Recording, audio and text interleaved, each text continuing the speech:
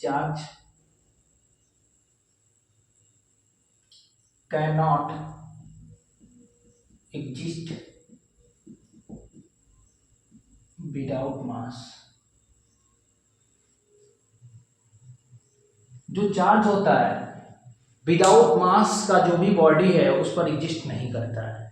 हम लोग आज ये जानेंगे जैसे कि मास जो है वो जीरो के बराबर नहीं है, यानी कि mass is not equal to zero, charge is not equal to zero.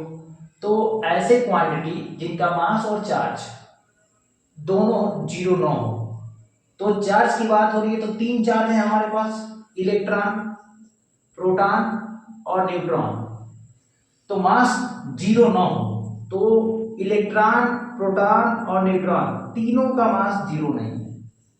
तो यहां पर तीनों हो सकता है, लेकिन एक और कंडीशन है यहां पर चार्ज का। तो जो चार्ज है यहां पर चार्ज भी जीरो नहीं होना चाहिए। तो यहां पर देखिए न्यूट्रॉन का जो चार्ज होता है वो जीरो होता है, यहां ध्यान दीजिएगा, यहां पर जो न्यूट्रॉन का चार्ज होता है वो जीरो होता है। तो इन दोनों को देखिए, इलेक्ट्रॉन और प्रोटॉन को, इन दोनों का मास भी जीरो नहीं है और चार्ज भी जीरो के बराबर नहीं है। यानी कि यहां पर जब मास जीरो ना हो और चार्ज भी जीरो ना हो तो या तो वो क्वांटिटी इलेक्ट्रॉन होगा या तो प्रोटॉन होगा।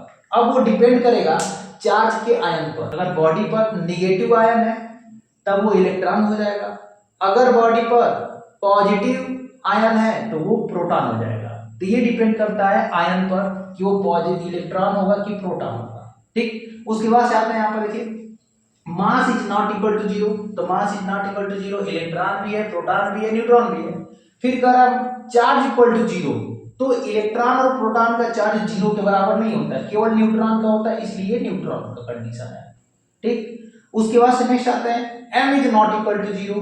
तो अगर मास जीरो हो जाएगा तो बॉडी ही एग्जिस्ट नहीं करेगी। इस वजह से m इक्वल टू जीरो का मान q is not equal to zero, it's not possible, ये पॉसिबल ही नहीं है।